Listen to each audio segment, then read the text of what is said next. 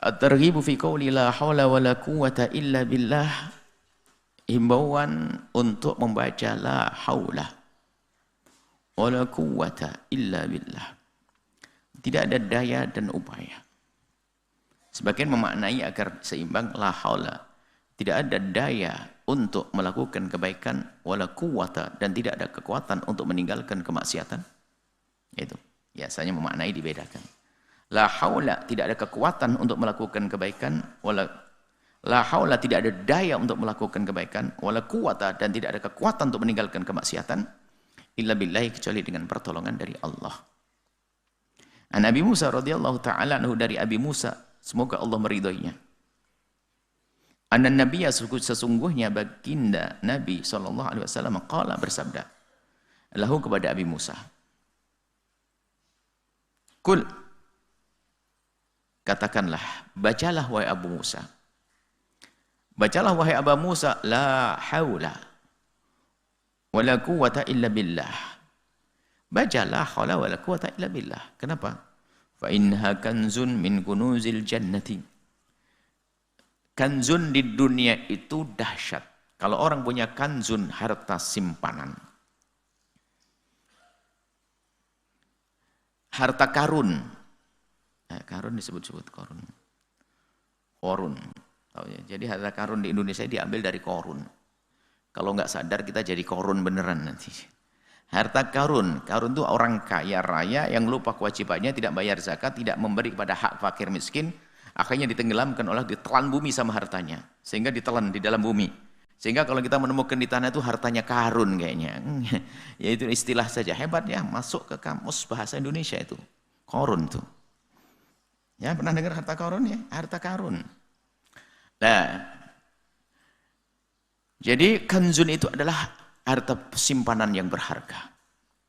Di dunia saja kalau orang punya kanzun min kunuzid dunya, kaya raya, dahsyat. Bagaimana ini kanzun min kunuzil jannati? Ini sesuatu yang berharga di surga. Artinya, yang membaca la haula wala quwwata illa billah, maka dia adalah mendapatkan sesuatu yang besar di surga nanti. Seperti mendapatkan kanzun min kunuzil jannati. Fi riwayat Tabrani, riwayat Imam Tabrani bunyinya begini. Man qala la haula, barang siapa membaca la haula wala quwwata illa billah, barang siapa membaca la haula wala quwwata illa billah, kana dawaan, itu menjadi obat. Min tis'atin wa tis'ina da'an. Subhanallah. Jadi yang lagi diuji dengan sakit atau takut sakit, banyak baca la haula wala quwwata illa billah. La haula wala quwwata illa billah. Ini adalah penolak 99 penyakit. Kalau sudah bersabda baginda Nabi, sudah jangan pusing. Husnudzon pada Allah. Penyakit itu adalah banyak, ribuan kan? Sudah ditolak 99 kok.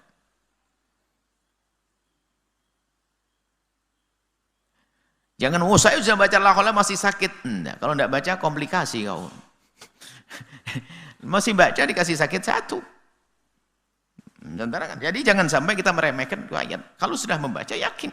Baca la haula wala quwwata illa billah, akan dijauhkan dari 99 penyakit. Aisaruha, paling ringannya penyakit alhammu. Hari ini kayaknya. Ham, gelisah, susah dan gelisah, enggak tenang hati, itu ham. Jadi yang banyak sedih, susah, baca la haula wala quwwata illa billah, la haula wala quwwata illa billah, la haula wala quwwata illa billah. Baik.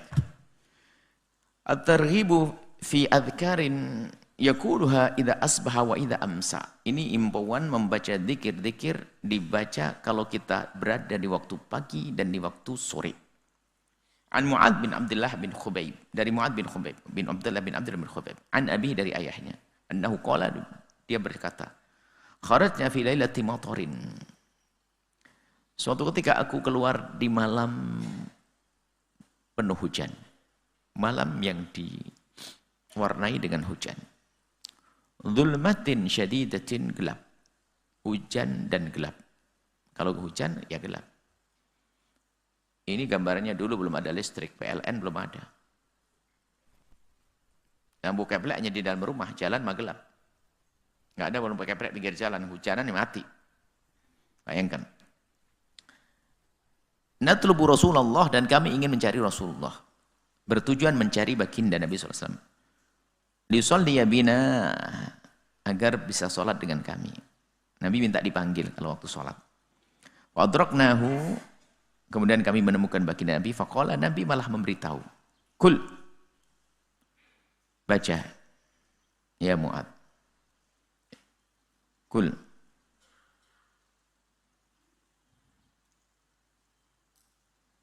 Bacalah.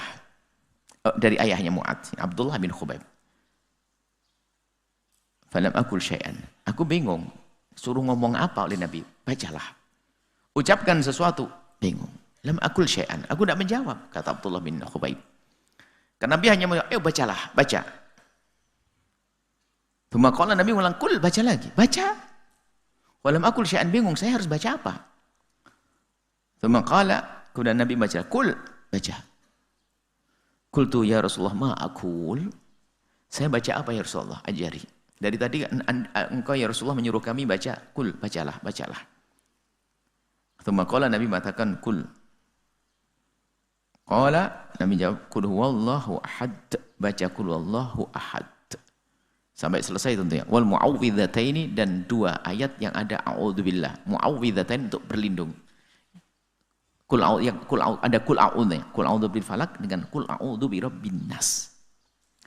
Baca kul huwallahu ahad, kul a'udzu falak, kul a'udzu bin nas. Baca itu waktu pagi, baca itu waktu sore. Hina tumsi wa hina tusbih. Jadi makanya biasanya kalau begini repot, disusun oleh para ulama. Ada wiridul latif yang kita baca. Wiridul fatih tadi kita baca. Dan tentu kita tidak akan mampu membaca semua amalan yang diajarkan baginda Nabi, teramat luas. Kita para ulama hanya motong secuplik agar istiqomah saja. Wiridul latif sedikit. Wiridul latif itu 10 menit. 11 menit. Wiridul fatih yang kita baca tadi itu 5 menit. Separuh. Kalau membaca itu thalatha marratin 3 kali, takfika akan mencukupimu. Ya, ini dengan itu kau akan tercukupi. Min kulli syai'in, dari segala sesuatu. Maksudnya apa? Hajat-hajatmu terpenuhi. Kalau sakit, ya akan disembuhkan insya Allah. Jadi,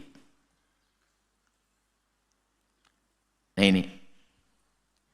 Membaca qul huwallahu ahad dan qul a'udzu falaq dan qul a'udzu birabbin nas. Rawahu Abu Dawud wa Tirmidzi wa hasan wa Nasa'i musnadan wa musnad bi jalul thiqat. Wa an Shaddad bin Aus, dari Sayyidina Shaddad bin Aus.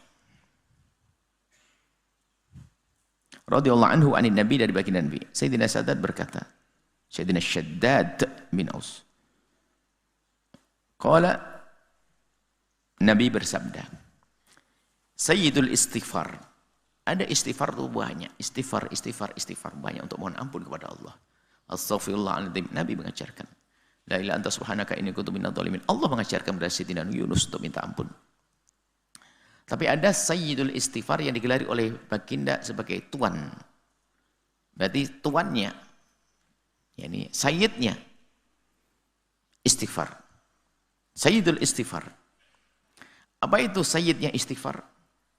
Allahumma anta rabbi, la ilaha anta khalaqtani, wa ana abduka wa ana ala ahdika wa wa'dika mastata'tu. A'udzu bika min syarri ma sana'tu. Abu'u laka bi ni'matika alayya wa abu'u bi dzambi faghfirli fa innahu la yaghfiru dzunuba illa anta. Ini juga ada di dalam wiridul latif.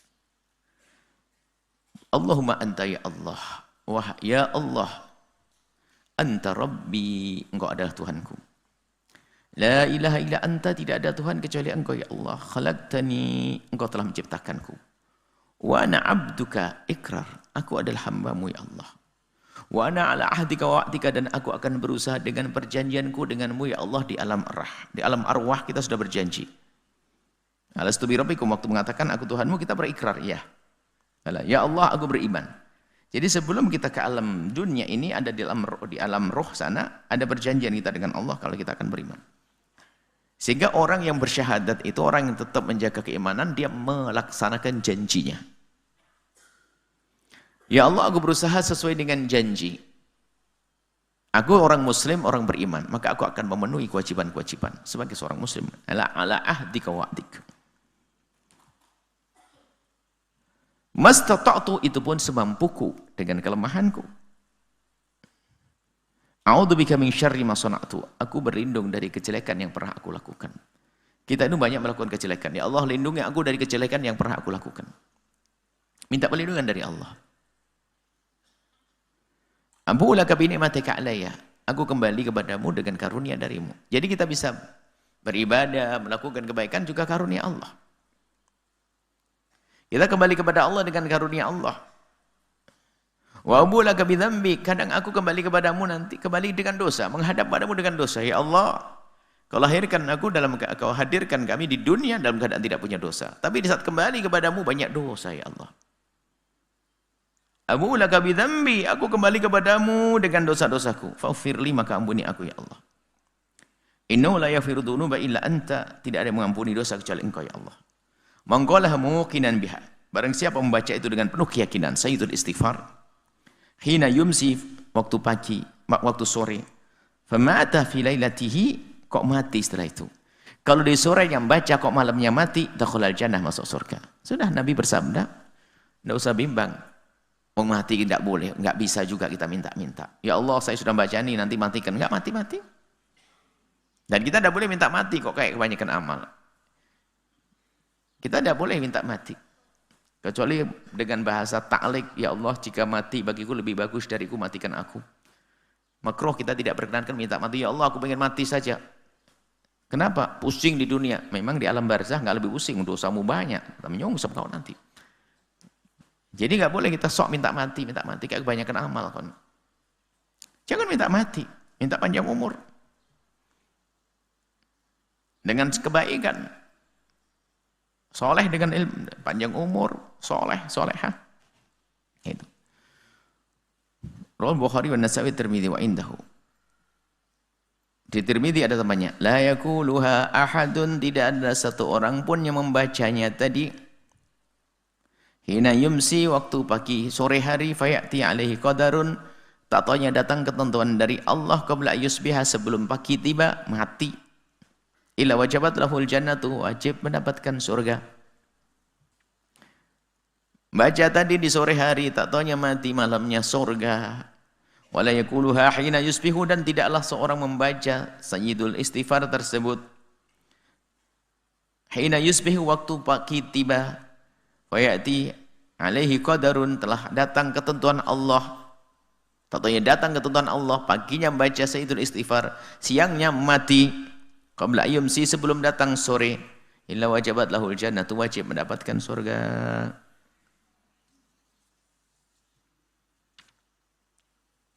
Kemudian wa Nabi Hurairah, satu lagi.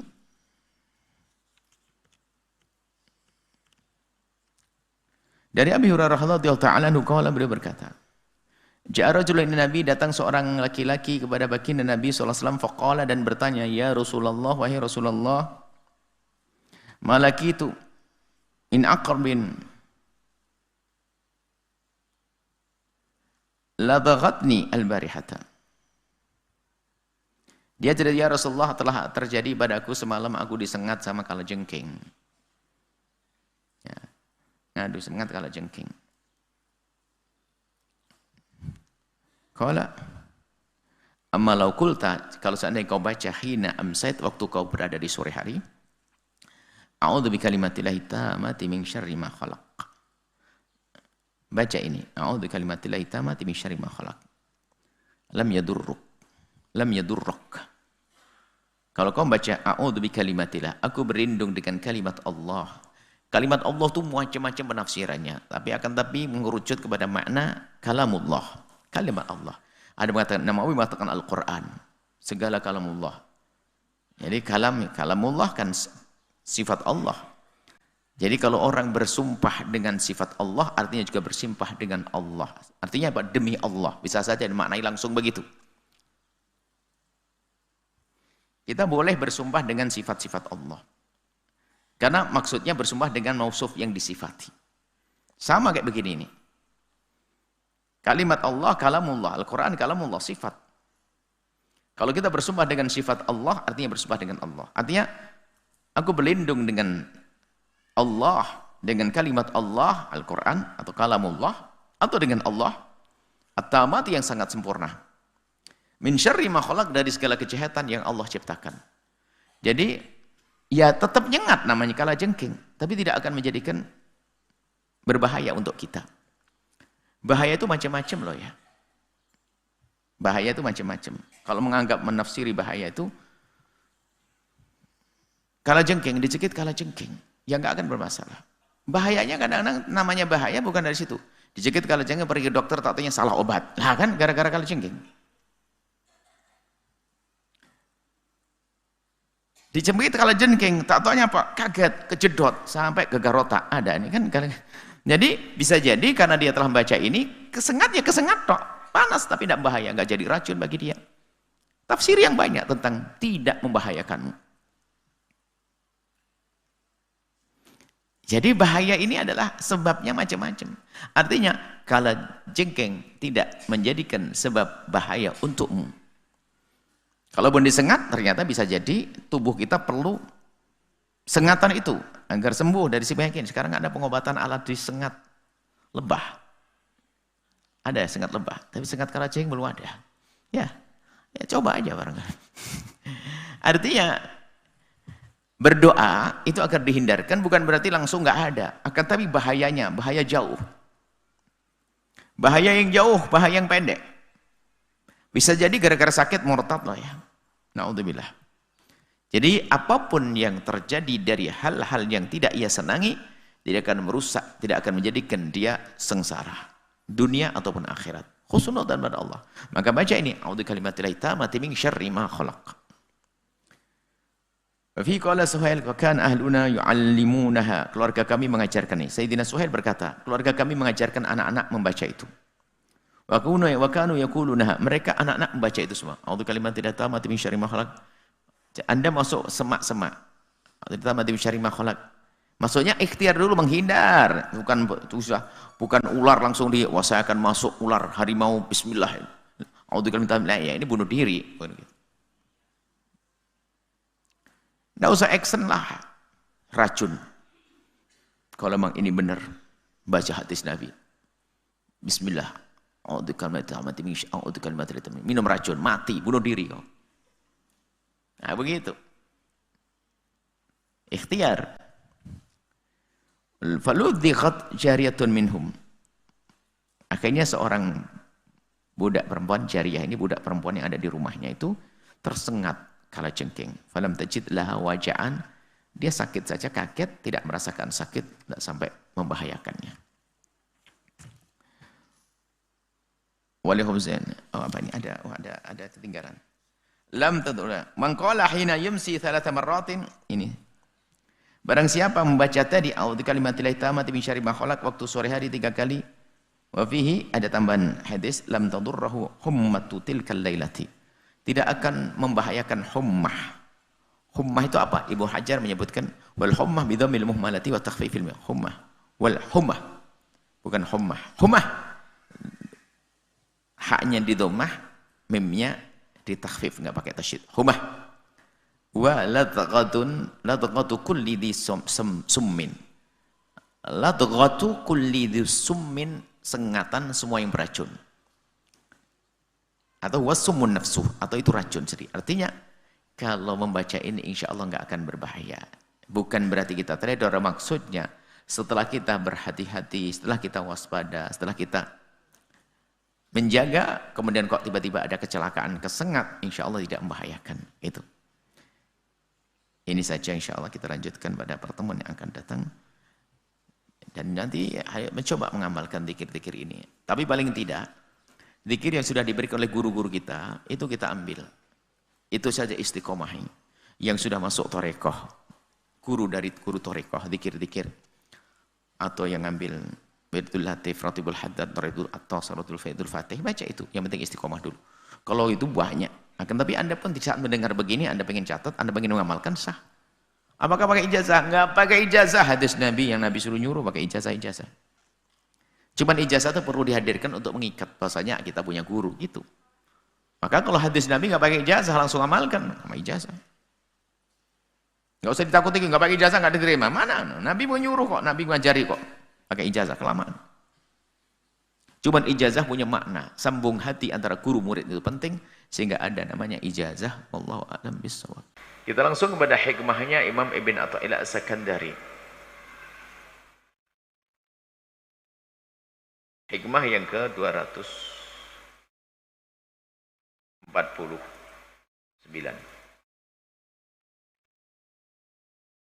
Kata Imam Ibn Athaillah As-Sakandari rahimahullah ta'ala, nafa'ana Allahu bihi wa bi ulumihi wa bi ulumi masyaikhihi wa talamidati fi dharaini amin.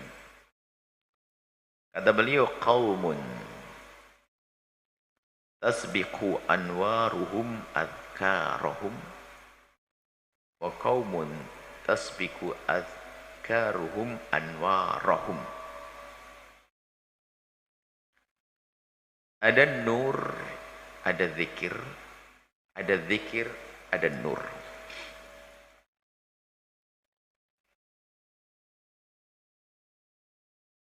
Ini ada dihadirkan dua kelompok manusia. Padahal ada kelompok yang ketiga. Tapi tidak disebut oleh Imam Ibn Athaillah As-Sakandari karena apa? Sudah mengajak kita dari kemarin agar kita tidak di kelompok yang ketiga. Maka tidak dibahas di sini. Kelompok yang ketiga itu adalah orang yang nggak ada zikir, nggak ada nur. Nah, kalau nggak ada zikir, nggak ada nur, ya sudah bencana. Sekarang orang ada zikir tapi nggak ada nur. Misalnya, ada nur, tentu ada zikir. Nah, sekarang apa yang dimaksud nur di sini? Ada zikir, ada nur. Jadi digambarkan seseorang itu harus mempunyai zikir. Dan bersama itu harus ada nur zikir. Buah daripada zikir adalah kedekatan kepada Allah, kenal Allah. Maka antara mengenal Allah, nur itu kan gambarnya, nur itu cahaya menjadikan kita tahu. Nur itu penerang sehingga kita sampai tujuan. Makanya gambarannya adalah nur di sini. Cahaya maknawi. Cahaya yang ada di hati kita. Sehingga kita menjadi kenal Allah. Kenal maksiat sehingga kita mudah menjauhinya. Kenal kebaikan mudah untuk mengikuti. Ada nur. Kalau sudah ada nur di dalam hatinya, dia bisa membedakan mana hak dan batil. Tapi kalau tidak ada nur dalam hatinya, otaknya faham, otaknya mengerti salah atau benar, tapi karena hatinya tidak ada cahayanya, maka gelap. Sehingga orang ngerti haram, dia masih melakukannya. Orang mengerti kebaikan, tapi tidak rindu melakukannya. Karena apa? Dia membaca kebenaran hanya dengan akalnya, tidak dengan nur yang ada di dalam hatinya. Dan kita semua menyadari, kalau Anda membaca dengan nur, cahaya di dalam hati, kadang disebut dengan keinsyafan, ya, kekuatan iman dan ketakwaan di dalam hati, itu nur. Nur yang ada di dalam hati. Nah, ada orang yang memang tiba-tiba ada nur, ada cahaya di dalam hatinya. Yang menjadikan dia itu tiba-tiba takut kepada yang haram, rindu kebaikan. Pokoknya ada di dalam hatinya. Jadi di sekelompok orang itu ada memang tiba-tiba nur sudah ada di dalam hatinya. Makanya ada orang karena di dalam hatinya ada nur, tasbiku adhkarahum. Sehingga nurnya itu di dalam hatinya sudah buru-buru ada sebelum dia berzikir. Sebelum dia banyak ibadah. Sebelum dia mengasah dengan menyebut nama Allah.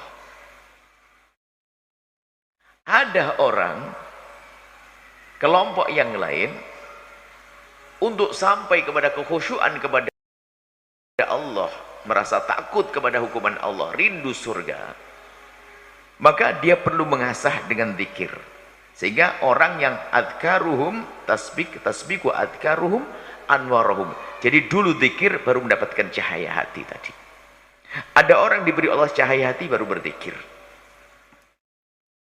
Ini penjelasannya begini. Nah, Untuk ini adalah ilmu ini untuk koreksi, di samping untuk evaluasi, di samping untuk merencanakan di kedepan hari apa yang harus aku lakukan. Tolong lihat dirimu sendiri, seolah-olah ngomong itu. Kamu itu sudah di bagian yang mana? Ada orang yang tiba-tiba di dalam hatinya ada nur, ada cahaya hati, sehingga cahaya itu melihat kebenaran, insaf, benar. Nah, kalau memang orang itu betul di dalam hatinya ada cahaya, lihat, cahaya ini akan menjadikan dia, nah, karena cahayanya mendahulukan azkarum, menarik dirinya untuk berzikir.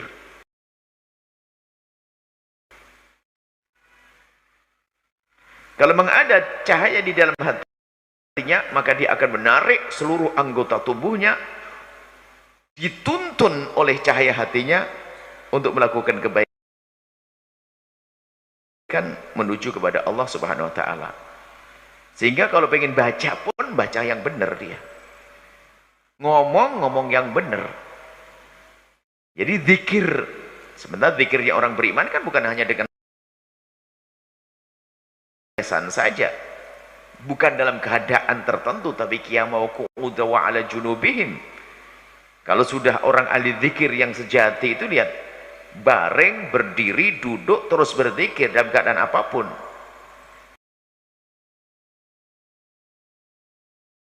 Dan itulah zikirnya orang berangkat dari nur tadi, dari hatinya, sehingga semua gerak-geriknya akan punya nilai zikir.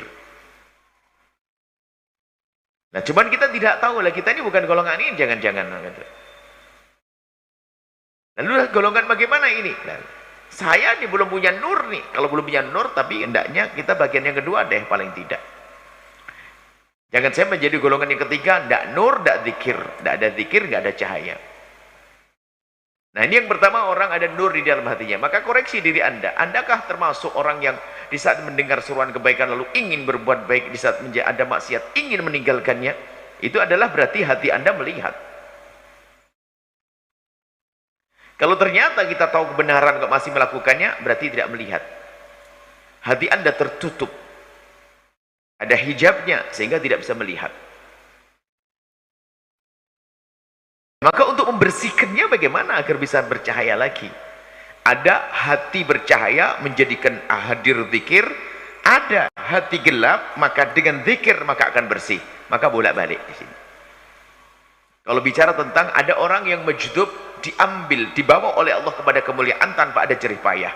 Dia nggak pakai usaha, dipilih oleh Allah, tiba-tiba menjadi orang tobat, menjadi orang baik dan sebagainya. Ini satu model. Allah yajtabi ilaihi may yasha.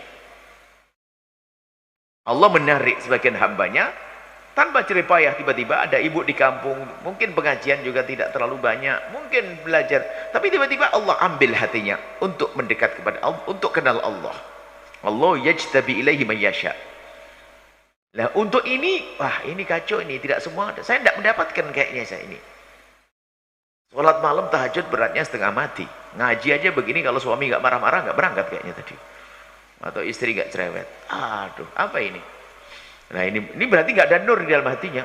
Berat beribadah, belum menikmati beribadah. Nah, kalau kita model begitu gimana? Anda punya iman kepada Allah, maka mulailah kita dengan yang kedua. Kelompok yang kedua adalah tasbiku adkaruhum, zikir, memaksakan diri untuk berbuat baik. Mujahadah, kelompok wa yahdi ilaihi mayunib, maka ada lagi kelompok yang kedua akan sampai kepada Allah, kenal Allah, mulia di hadapan Allah dengan yunibu, dengan berusaha.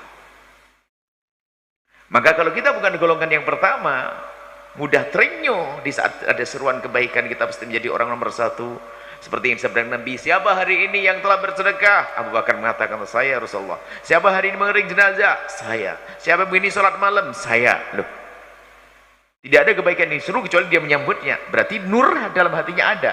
Sebelum kebaikan dilakukan sudah ada kerinduan di dalam hatinya. Sehingga mengundang dia berzikir dengan lesannya, berzikir dengan matanya sehingga tidak melihat kecuali yang baik, berzikir dengan tangannya sehingga tidak mengambil kecuali yang Allah ridhoi. Jadi tapi dari nur dulu. Disebutkan Imam Ghazali oleh Imam Ibn Athaillah, memang ini tinggi, pangkat tinggi, tiba-tiba Allah memberi kepadanya, istimewa. Cuman untuk golongan ini kah? Wah, repot. Siapa yang dapat golongan ini? Ada tadi. Oh, dia kemarin mabuk, judi segala macam, tiba-tiba langsung ke masjid tobat, nangis-nangis. Bisa saja begitu. Nah, kalau kita tidak golongan begitu, bagaimana ini? Wah, kacau ini. Rindu enggak. Salat malam berat. Ada kelompok yang kedua, qaumun tasbiqu adkaruhum anwarohum. Jadi yang mendahului adalah dengan zikir. Kalau dalam bahasa Al-Quran tadi, Allah yajtahi ilaihi mayunib, dengan jerih payah, walladzina jahadu fina lanahdiyannahum subulana. Berusaha untuk kenal Allah, berusaha mendekati Allah, nanti akan sampai kepada nur.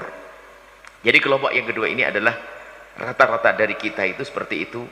Makanya jika Anda termasuk golongan orang yang susah beribadah, susah bersedekah, susah menjauhi kemaksiatan, suka melakukan kebaikan, maka mulailah dengan adzkar sehingga sampai nanti dia sampai nur. Maka zikirnya adalah membiasakan zikir dengan lisan kita, menyebut nama Allah.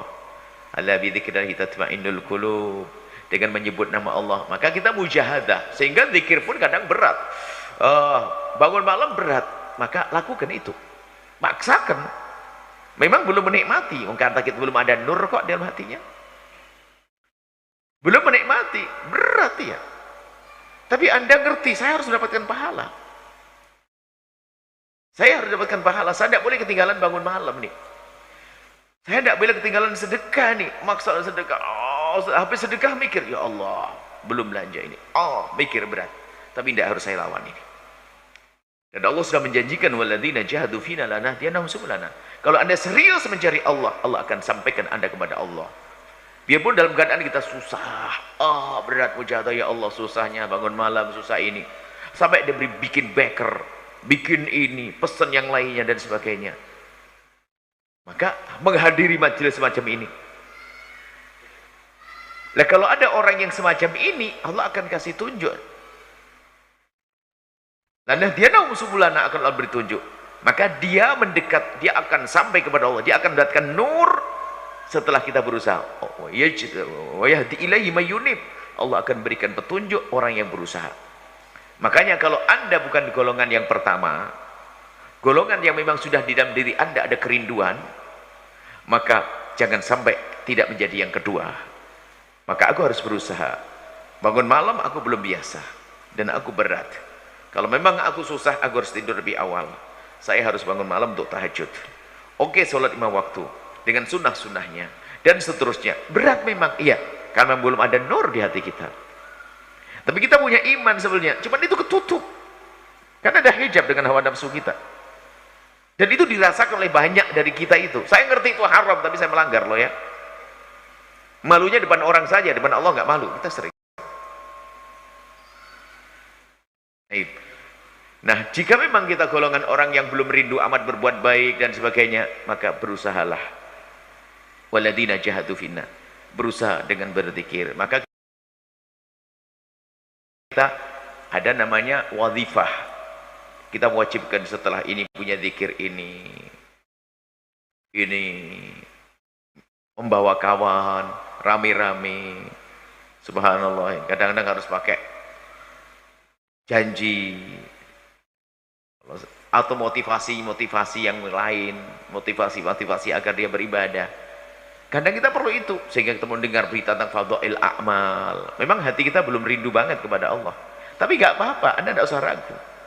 Jika Anda memang golongan orang yang belum ada nur di dalam hatinya, hati Anda, maka Anda jangan sampai tidak menjadi orang yang punya zikir. Setelah Anda punya rumus ini, babnya koreksi setelah itu. Kalau memang dia itu memang ada nur dalam hatinya, atau Anda memang ada nur di dalam hatinya, maka ketahuilah secara otomatis zikir tidak akan jauh dari Anda. Ngaku sudah sampai kepada Allah bangun malam, enggak, apaan itu, kan gitu ya. Tahajud itu kebalik, itu harus koreksi begitu. Jangan sampai mengaku sudah sampai nur, wali, keramat. Wali itu rajin ibadah tentunya, menjauhi kemaksiatan. Katanya ada nur di hatinya. Mana? Anwarnya nggak sampai ada adkar. Anwar tasbih, bukan berarti nur bila zikir, nggak ada cahaya tanpa zikir. Tapi takbirnya Ibn Athaillah Sakandari, nur itu mendahului. Setelah ada nur, menarik sehingga orang mudah berbuat baik. Tutur katanya mengajak kepada kebaikan, pandangannya sejuk indah, kemudian perilakunya juga tidak menyakiti orang lain. Loh, ada nur. Zikirnya terus dalam keadaan apapun, qiyamah qu'udan wa 'ala junubihim, duduk berdiri berzikir kepada Allah. Karena apa? Berangkat dari di dalam hatinya memang sudah ada kerinduan kepada Allah. Bahkan bingung mau ngapain ya saya, kok sudah habis nih sholat, sudah ini. Ibu, seorang ibu-ibu saya kehabisan sholat karena sudah semua sholat saya lakukan ini kehabisan ya, sholat mutlak. Nah, jika kita bukan golongan ini, yang kedua,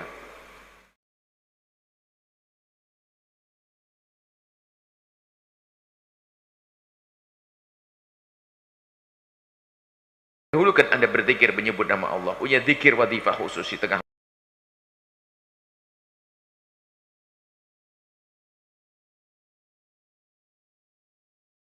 malam, habis sholat, waktu tertentu, kebaikan kita lakukan.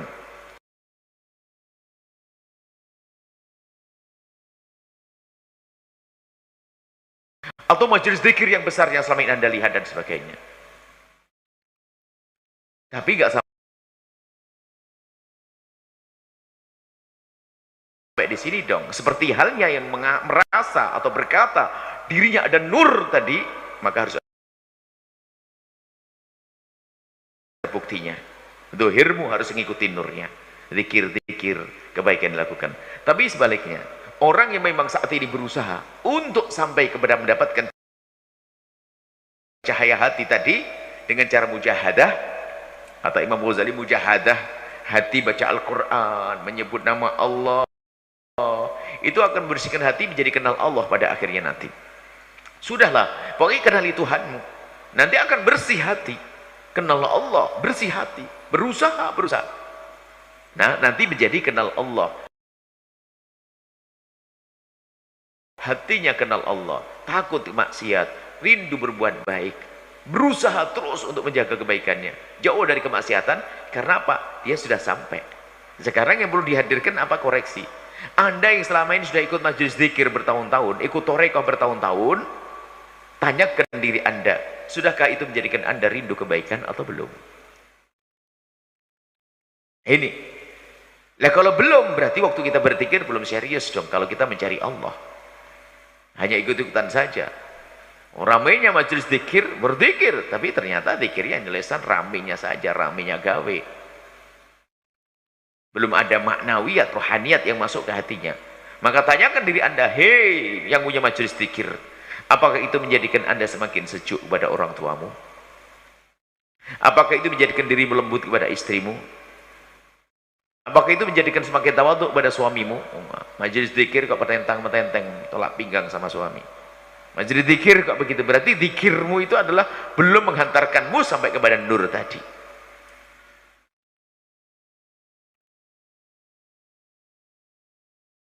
Dan nanti kalau ke atas pembahasannya adalah makom agung, makom wilayah, menjadi kekasih Allah.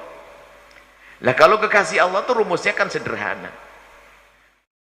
Mana yang lebih dulu diangkat menjadi kekasih Allah lalu menjadi ahli ibadah, atau beribadah lalu menjadi kekasih Allah?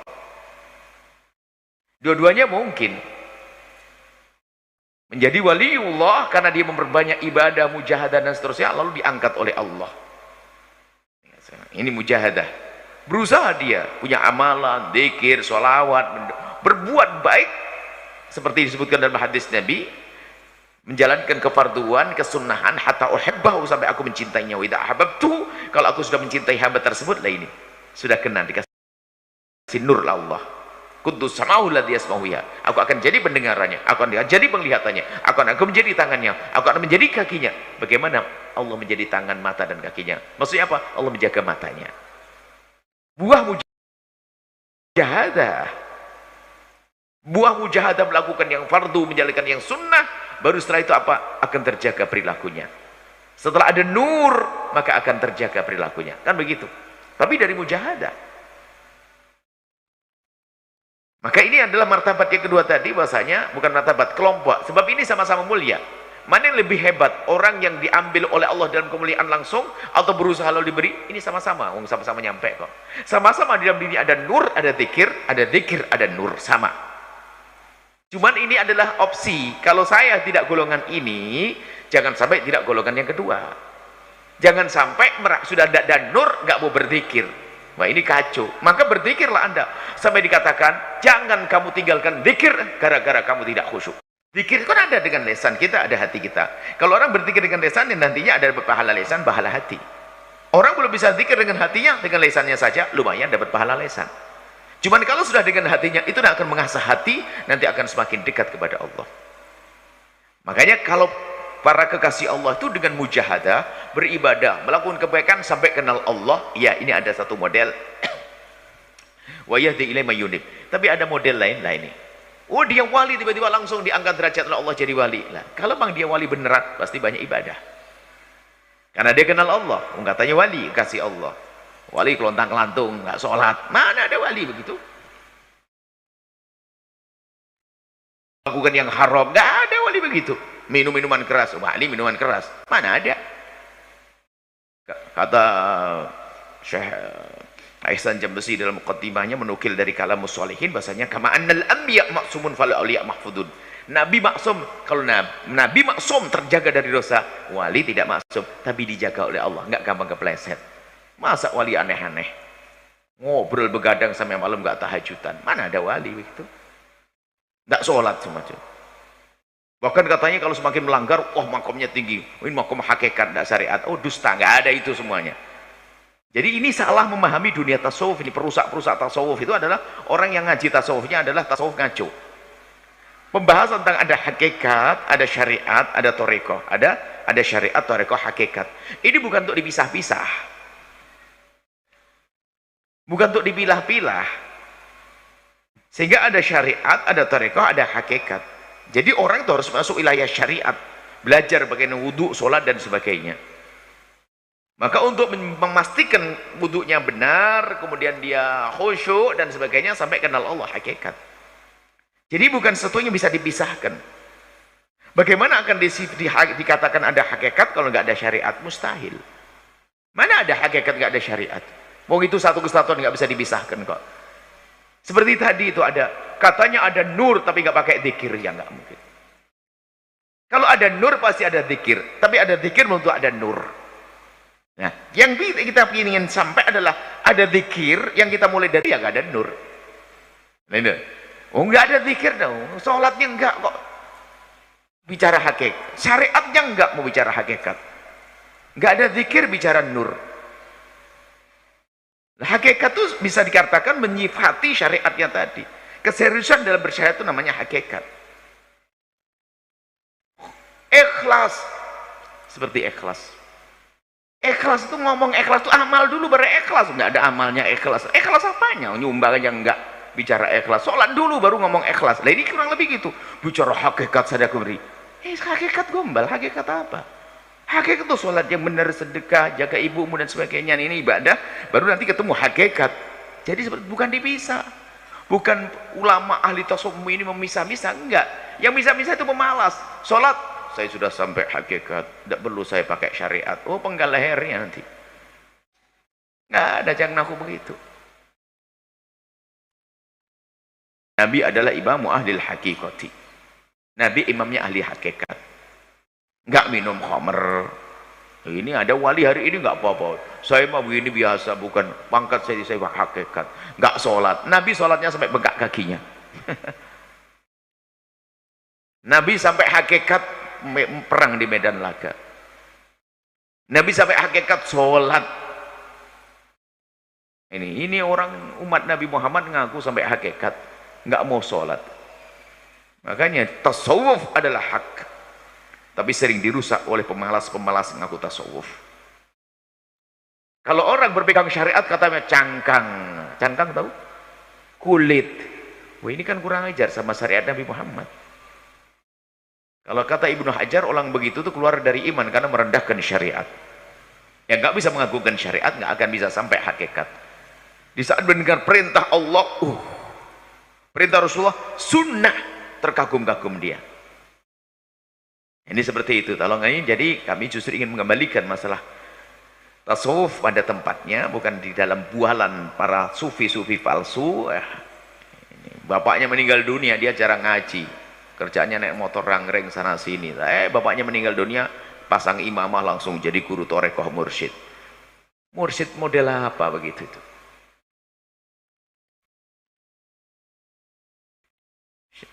Amin Al-Qurdi menjelaskan tentang guru torekoh itu harus orang, karena dia mengajarkan ilmu batin, dia harus ngerti ilmu zahir, harus mengenal, harus alim, labuda ayyakuna aliman bi furu'is syariati, harus ngerti halal haram dong. Ngaji enggak, ilmu enggak ada, langsung dia jadi guru torekoh. Guru torekoh diwaris, bapaknya meninggal langsung dia jadi guru torekoh. Enggak begitu. Ini berat. Sehingga betul tasawuf dirusak oleh orang yang ngaku-ngaku tasawuf. Padahal di penjelasan Ibn Athaillah tadi sudah sangat jelas. Ini orang ketiga enggak disebut. Ada nur, baru ada zikir. Yang berzikir harus sampai nur. Yang ketiga nggak dibahas, bukan bagian di sini. Nggak pakai zikir, ngaku nur nggak ada. Maksudnya ngaku punya nur nggak pakai zikir nggak ada. Ngaku sudah sampai kepada Allah, nggak ada sholat, nggak ada mujahadah, nggak ibadah. Mau sampai kepada Allah gimana? Oh, dia meninggalkan sholat. Seperti itu. Jadi ayo kita semuanya. Kalau memang makom kita adalah masih makom mujahadah tadi, makom ahli mujahadah ini, ahli inabah, menyunib kembali kepada Allah, yuk serius dong. Nah, kayak begini kita ini belajar, nanti akan sampai kepada Allah. Kalaupun tidak sampai di saat kita hidup begini ini, di saat sakaratul maut sudah sampai kepada Allah. Dianggap sebagai orang wasilun sampai kepada Allah. Termasuk golongan orang yang wabshiru bil jannati lati kuntum tu'adun. Waktu dicabut nyawa kita yang katanya sakaratul maut itu menyakitkan, ternyata ditambahkan surga seperti dihabarkan Nabi, wa abshiru bil jannati lati kuntum tu'adun.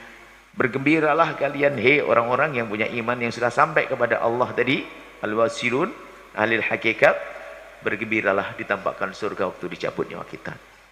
Maka hanya dua pilihan. Anda punya nur, pasti Anda senang ibadah, melakukan kebaikan. Kalau Anda bukan golongan ini, maka jangan sampai ibadah Anda tidak menghantarkan Anda sampai kepada nur. Yang gak pakai zikir, jangan ngaku punya nur. Yang gak punya ibadah, jangan aku punya nur. Maka pilihan kita saat ini adalah ibadah. Dan kami sampaikan kepada siapapun, Anda harus punya waktu, biarpun sebentar di tengah malam dengan Allah. Biarpun 2 rakaat waktu sholat duha. 1 jam perjalanan Anda dari rumah, jangan hanya komentar tentang jalan macet. Kenapa tidak bersalawat kepada Rasulullah? Kalau harus main handphone, ya WhatsApp, bagi dong dengan Allah, jangan WhatsAppan terus. Jadi Anda sudah terbentuk seperti itu. Anda di kantor berapa jam? Kalau lu kasih tulisan tidak boleh terus bengong, tidak boleh terus ada waktu zikir. Seorang ustadz pun juga tidak serius kalau dia mengajar santrinya tapi tidak ngadu kepada Allah di tengah malam. Kami sampaikan dengan Allah itu penting. Kita sering sombong dengan Allah. Kalau punya, apalagi sudah sedikit punya kemampuan, sering lupa kepada Allah. Ya boleh kita lupa kepada Allah. Ya, sering kita buatkan contoh ya. Seorang ibu kalau sakit anaknya, jangan sampai ibu ini membiarkan anaknya tidak diobati. Kalau ada seorang ibu anaknya sakit demam lalu tidak diobati, orang pasti uring-uringan, ini ibu macam apa ini? Anak sakit tidak diobati. Maka ibu yang cerdas adalah kalau anak sakit kemudian pergi ke dokter. Dan memang betul dia punya duit dan kenalan dokter, langsung pergi ke dokter. Itu umumnya ibu-ibu dan bapak-bapak jika anaknya sakit, apalagi itu anak yang paling disayanginya. Kita ingin tahu siapa di antara yang hadir sini, di antara ibu-ibu ini sebelum berangkat ke rumah sakit ngambil air wudhu lalu sholat 2 rakaat, minta kepada Allah, ya Allah berikan kesembuhan kepada anakku. Siapa? Dan lupa ini hampir kepada semuanya, termasuk ustadz. Maka Imam Nawawi mengingatkan ustadz sebelum menghadiri majelis sholat minimal 2 rakaat untuk doain. Atau di tengah malamnya. Bukan hanya materi yang disiapkan, materi harus hebat, oh kalimatnya fasih, membuat orang terpukau. Bukan itu. Yang memasukkan ke hati adalah Allah. Maka ngadulah kepada Allah. Anda mau bekerja sebelum berangkat ke pasar, Anda harus ingat pada Allah. Paling tidak kalau memang waktu itu waktu bukan untuk sholat, mungkin ibu-ibu yang tidak sholat, Anda harus sesaat menghadap pada Allah, berzikir menyebut nama Allah, membaca zikir-zikir tertentu, lalu Anda, ya Allah, aku akan bekerja ya Allah. Cari rizki yang halal ya Allah. Mudahkan ya Allah, gitu. Lupa ini sering sampai dikisahkan dalam pada di zaman Bani Israel. Hanya orang mempertanyakan tentang kebenaran kisah, akan tapi ibrahnya ada. Ceritanya, waktu salah satu nabi minal anbiya, nabi itu sakit biasa sakit, kemudian dapat wahyu, kalau kamu sakit, kan dia sakit minta kepada Allah, ya Allah berikan aku kesembuhan. Lalu dia beribadah sholat beberapa rakaat. Setelah itu dikasih petunjuk oleh Allah, setelah sholat pergilah kau ambil pohon itu dan makan pohon itu, daun, sembuh. Kemudian kelas ini didukil kelas nabi, mungkin yang tepat bukan nasbai orang soleh. Tak tahu yang di bulan berikutnya sakit kepala lagi dia. Sakit kepala lagi. Apa yang dilakukan? Langsung makan daun. Lupa sholatnya. Ini loh, kadang-kadang kita ini lupa Allah. Yang ngasih sembuh siapa? Allah. Loh kenapa sisihkan waktu? Kalau tidak sempat, Anda melakukan apa saja. Termasuk para salaf, orang pendahulu kita yang baik, ulama. Makanya Anda, dan ini tidak amalkan oleh guru-guru kita. Kalau mau bawa anaknya ke rumah sakit, dia kemana dulu? Sedekah. Nabi mengatakan, "Da'u mardakum bisadaqati." Sebelum berangkat ke rumah sakit, jangan berangkat, itu sedekah dulu. Itu menjadi sebab dihapus dan sebagainya. Sedekah dulu.